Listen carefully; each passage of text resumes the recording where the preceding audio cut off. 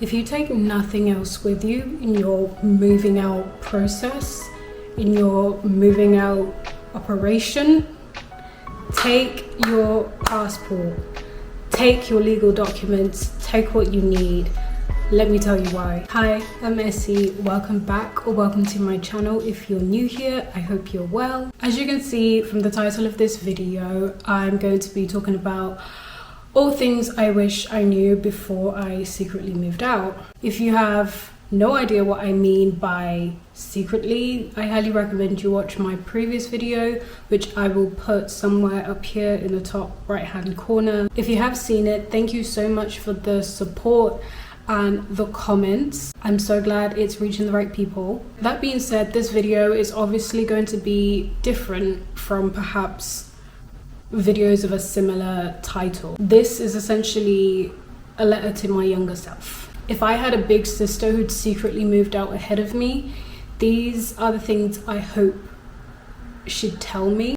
So it goes without saying that everything that I'm saying is solely based off of my own experience, and I just hope it helps you. Some of the points I talk about may be applicable to the vast majority, and others might be more specific to double lifers.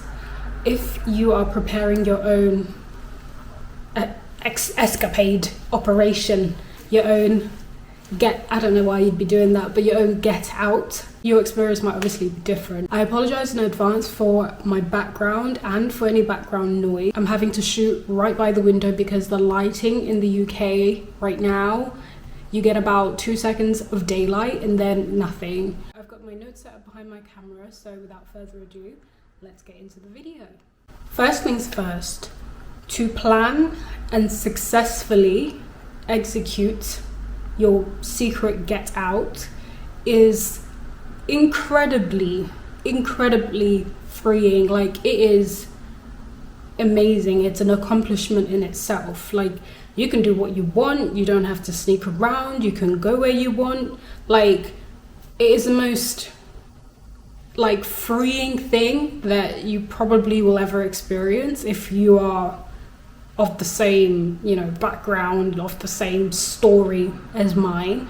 However, in some ways, you will still feel trapped and scared and just not so free. Because physically you are free, but psychologically, you're still going through a lot up here.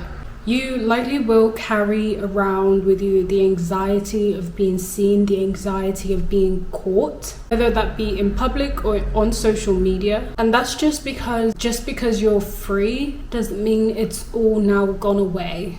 I remember, in the first couple of months, going to the supermarket, going down to the local Lidl, and it was a Sunday, and because obviously I was now living in my own world by my own rules, I kind of had already begun just detaching myself from everything that I'd come from. I was in Lidl doing my weekly grocery shopping, and I saw my mum in the store, and in the immediate panic, I froze, and I was just like, crap.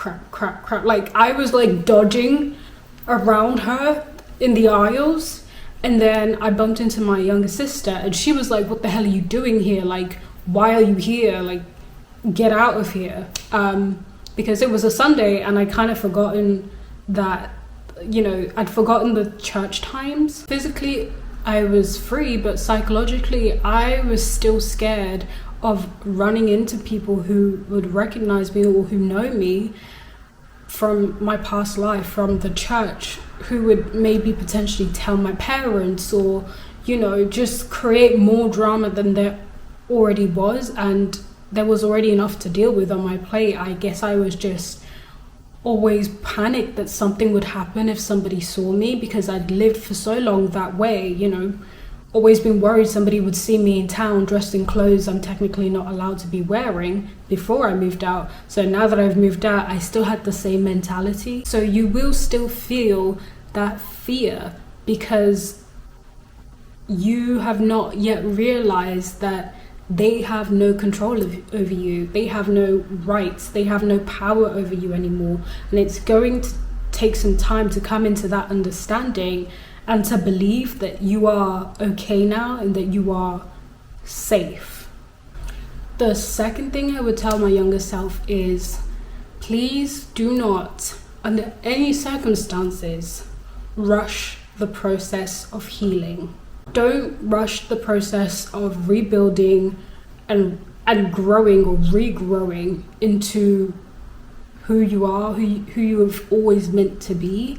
And under no circumstances, I can't stress this enough, do not, in capital letters, do not let anybody else rush you. Whether that's on social media, whether that's friends in real life, whether it's family, whether it's whatever, don't rush the process and don't allow anybody to rush you.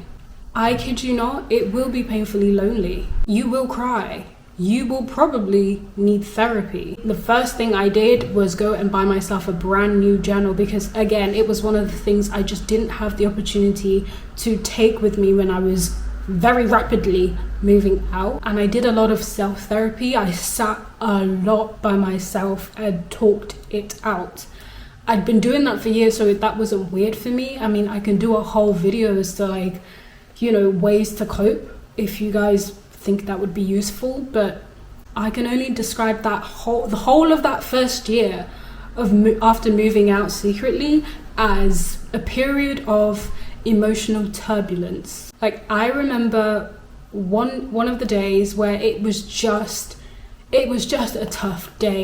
Emotionally, everything I was going through it all, and there wasn't necessarily any reason for it. It was just one of those days where I'm still struggling to break free emotionally and mentally from everything that I had just been through.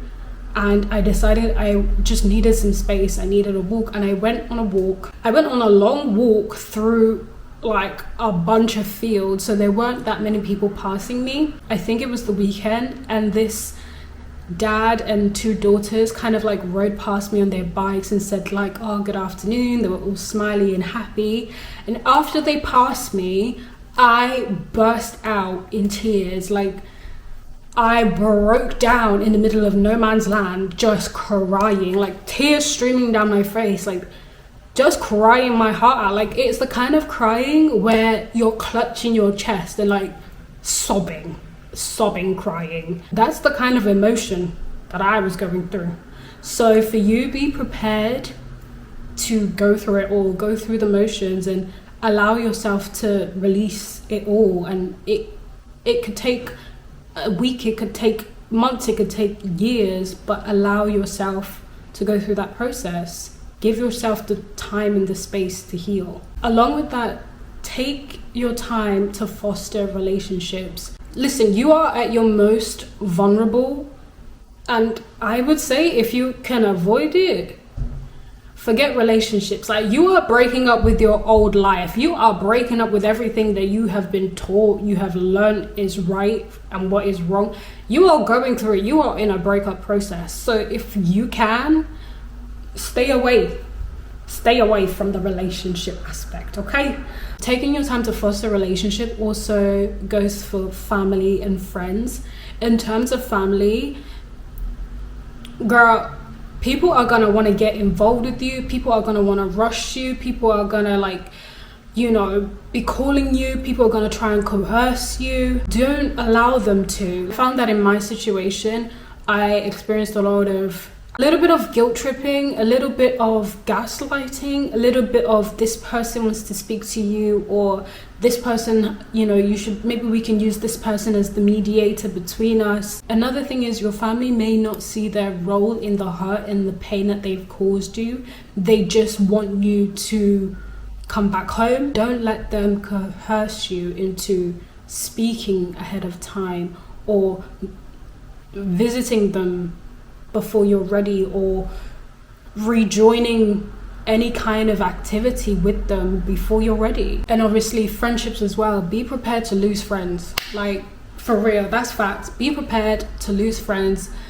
I currently don't speak to my best friend of back then. I don't. We just went separate ways. It just wasn't working. But in making new friends, take the opportunity to go out there and get to know people. However, don't feel like, because of what you're going through and how much you feel you want a support system, to just let anyone, anywhere to come into your personal space. Don't feel like you have to open up that space you've created to people anyhow. So the third thing is, be prepared to relearn and reevaluate everything. Everything that you think you know, everything that you were taught. Be ready to reevaluate every moral and principle that you have lived by and were brought up with. Because when you gain that freedom, you start to realize that you need to set for yourself your boundaries, your beliefs. Like, I thought that when I moved out, I probably wouldn't wear like mini skirts. Like, I was like, you're not gonna catch me in a miniskirt. I just don't think that even after I've moved out that will be something I wear. I just, it's not very practical. It is, girl, I have 3-4 miniskirts sitting upstairs. Matter of fact, I thought I wouldn't really like touch maxi skirts. Like, I was confined to wearing maxi skirts and maxi dresses and maxi this and maxi that my whole life. And I was like, wouldn't touch it with a barge pole. I think I've been there, done that. My last haul, my most recent clothing haul, tell me why I bought 3-4 skirts in one go, one swipe of the card. You will also feel like you have so much catching up to do in terms of where you feel like you are at versus everybody else in the world your age. That is pretty much an illusion. You have time. You have time to figure out who you are, what you want, what you like, what you don't like. You have time. Till today, my biggest issue is, it's always been my biggest issue, but feeling like I don't know who I am. I don't know what I want, what I like, what is my aesthetic, what is my personal style. And I know I'm not the only one. Like, I don't think you need to have had a double life to kind of be going through the same thing. I think everybody in their 20s is probably, and 30s even, going through that whole process of figuring out who they are. I feel like for me it's heightened because I haven't had that initial experience of trying things, and it feels overwhelming. But I think the thing that I've learned is I don't know, and that's okay. It's gonna take time, and that's okay. In fact, it will probably take a lifetime, and that still won't be enough to figure out who I am and what I like and what I don't like. And that's okay. It's okay to not know immediately, because nobody does. So don't stress, don't overwhelm yourself with trying to know everything about yourself in the first week of moving out. My fourth thing I would tell my younger self is, when it comes to finances, having a list of basic necessities for when you first move out helps ground you. Having a list of basic necessities is something I wished I did. It will stop you from feeling so overwhelmed and panic buying and feeling like you're spending so much money but you don't even know where and on what. I became paranoid. I was convinced that somebody was spending my money for me because I couldn't understand why I spent £25 on Amazon but I have only £50 in my bank account.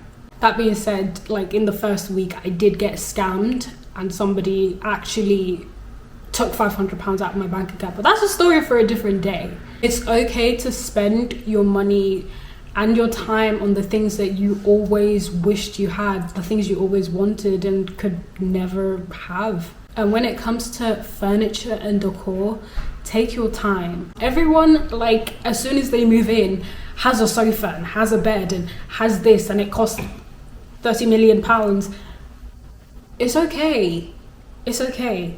It's okay. Okay? I know the urge is to buy the first thing you see and you think you like, but it's also okay to look for alternatives. Look for things secondhand, vintage shops, online, Facebook Marketplace, those sorts of things. Bide your time in how much you're spending on the things around you, just because you probably will find that you quickly outgrow them, you won't like them, and if you spent a fortune on them, what are you gonna do? The fifth and probably the most important thing that I would tell my younger self who's planning to secretly escape is a thing I said at the beginning of the video. If you take anything out of this video, it's this. Please take your passport. And I can't stress this enough, because like I physically feel like I can feel a tear formulating, just because my experience, like not thinking because of everything of the spur of the moment, forgetting to take my passport or thinking I could come back and get it, has meant that for the last 2 years I have not been able to leave this country. I have not been able to take a well-deserved break, a holiday. It has taken 2 years to get my passport back, and in that space of time, my parents, my family has used that as leverage to try and get me to move back home. I did get it back a couple of months ago. I think I got it back in the summer, so I don't know, like 4 months ago, but it has taken since getting it back 4 months ago till like last week for me to bring myself to sorting out everything and getting a new one, because I had actually cancelled it whilst they were withholding it from me. I think last week I finally went and got a new passport I went and got a new passport photo taken, and I finally like begun the process to getting a new one, just because like the trauma surrounding getting it back has just meant that when I did get it back, I just put it in a drawer and haven't looked at it since. Yeah. So that's it. Those are the 5 things I wish someone told me before I secretly moved out. I hope you find them useful. If you're planning to do the same, good luck. I see you. You've got this. And I see you. Make sure to subscribe, like, and share this video so that it reaches the people who really need to see this. And leave a comment, ask a question, let me know what you would like to see next, and I'll see you in the next one.